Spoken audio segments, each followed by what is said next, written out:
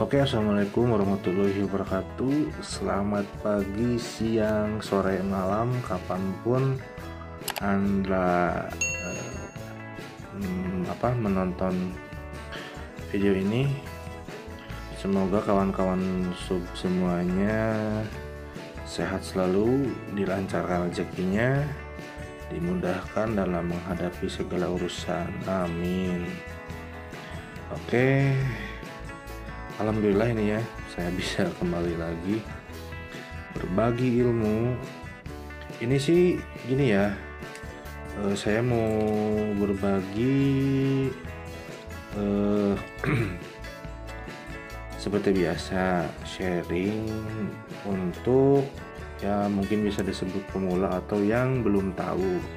Tapi apabila kawan-kawan subscriber ada yang senior boleh menonton, dan jika ada yang salah boleh saya boleh dikoreksi ya. Siapa tahu saya ada kekeliruan tentang materi yang saya sampaikan, boleh dikoreksi di kolom komentar, itu bebas ya, bebas.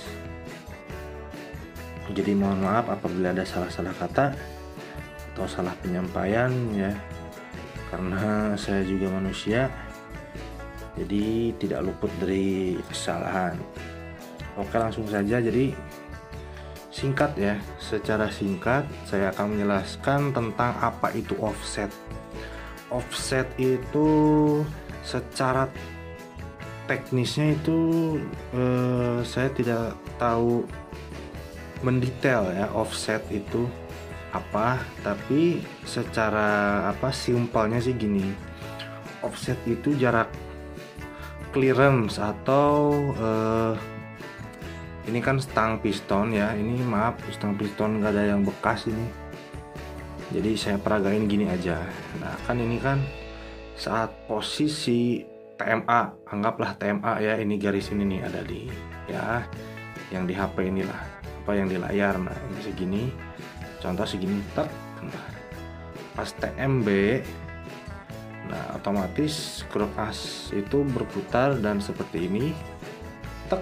Nah jarak antara spasi ini nih jarak amannya gitu. Jadi kalau misalkan offsetnya terlalu mepet atau gak ada spasi, pasti ini benturan sama yang namanya stang seher ya. Ini nih mungkin bisa dipahami ya sampai di situ ya. Nah terus pas misalkan naik lagi si piston, nah ini tidak terlalu banyak ya untuk si jarak stang ke bibir piston ini kalau lagi menuju TMA seperti itu. Oke, ini agak belepotan ternyata saya ngomongnya ya. Nah jadi intinya gini, suka ada yang bingung, kalau gini kan enak pasangnya, ini yang mana ya? Nah ini kan udah ada tulisan in kan. Oke, berarti ini yang klep in, dan ini otomatis yang klep buang ya, ini hisap, ini buang. Kalau misalkan ininya nggak ada, kita bisa tidak harus berpatokan pada coakan klep ya, karena tidak semua coakan klep yang besar itu berposisi di in. Karena seperti Yamaha itu klep besar justru di bawah posisinya, justru di bawah ya. Nah bagaimana kalau misalkan tidak ada tulisan in? Bagaimana menentukan posisi ini harus pasangnya kayak gimana? Itu jangan ngasal ya, bisa-bisa ambrol. Bisa-bisa ini mesin ambrol, dan yang kena kita juga, mekanik juga. Jadi gini, jangan ngasal ya. Nah saya ambil secara umumnya, biasanya jarak clearance atau offset itu nilai X ya, posisi ini nih. Contohnya yang ini aja, ini pakai seher Neotek ya. Nah nilai X atau offset yang bawah ini lebih gede. Secara umum ya, biasanya itu lebih gede yang bawah. Jadi kayak gini, misalkan kita ukur dulu yang atas. Nah, ukur dulu yang atas, kita lihat ini berapa. Nah, ada ya 3,9. Sekarang kita ukur yang bawahnya, itu pasti lebih gede. Oke. Nah, 4 cm. 4 cm. Berarti bisa dipastikan bahwa ini yang lebih besar ya. Nah, menghadap ke X dan ini ke in. Kalau misalkan tanda in ini nggak ada, soalnya ada beberapa merek piston itu tidak mencantumkan ini posisinya harus di mana. Kan ada yang in, terus ada yang tanda panah ke bawah ya. Kalau tanda panah ke bawah itu pasti harus ke X ya, atau titik. Nah, tetapi harus hati-hati juga. Saya lupa lagi ada yang namanya merek piston itu in ya, tetapi ternyata ini nilai offsetnya lebih kecil, lebih gede. Jadi harus dibalik masanya. Saya lupa lagi. Itu ada. Kalau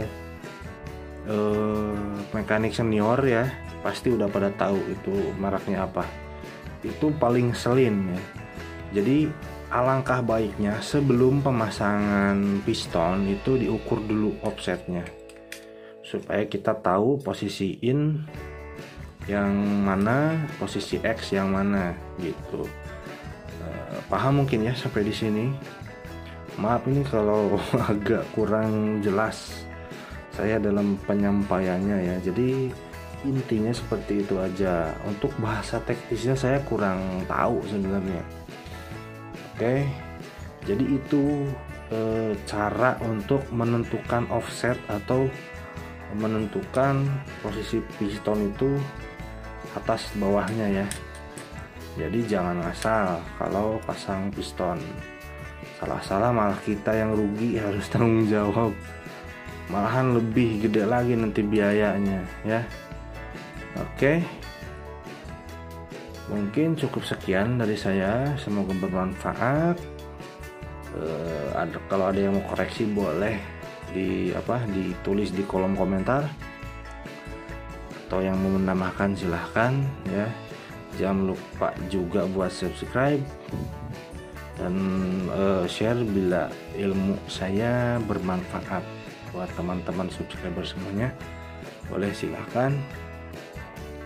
Dan nanti next saya akan kasih tutorial, atau misalkan ini bukan tutorial sih, tutorial bolehlah, cara pasang ini, posisi ring pistonnya pakai yang ini aja lah, biar gak usah ribet-ribet.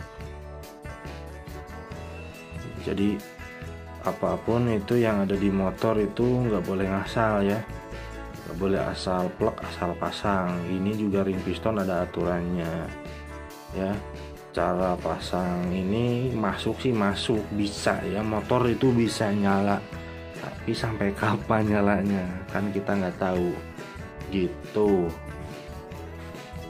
Nah, sekali lagi berhati-hati dalam melakukan suatu pekerjaan ya. Lebih baik, kalau saya sih gini, lebih baik lama tapi hasilnya bagus ya. Kalau bagus sih cepat tapi bagus, cuman cepat biasanya kalau buru-buru itu kurang biasanya banyak yang ketinggalan gitu. Jadi mending santai lah, gak usah terburu-buru gitu. Saya selalu kasih ke konsumen itu maaf kalau agak lama. Cara kerja saya tuh kayak gitu, lebih baik agak lama, kitanya teliti, hasil maksimal, daripada kita ngerjain cepet langsung misalkan jadi ya, nanti saya harus sejam misalkan, tapi hasilnya asal-asalan. kita juga yang rugi, konsumen juga rugi gitu. Oke, cukup sekian dari saya. Wabillahi taufiq wal hidayah. Wassalamualaikum warahmatullahi wabarakatuh.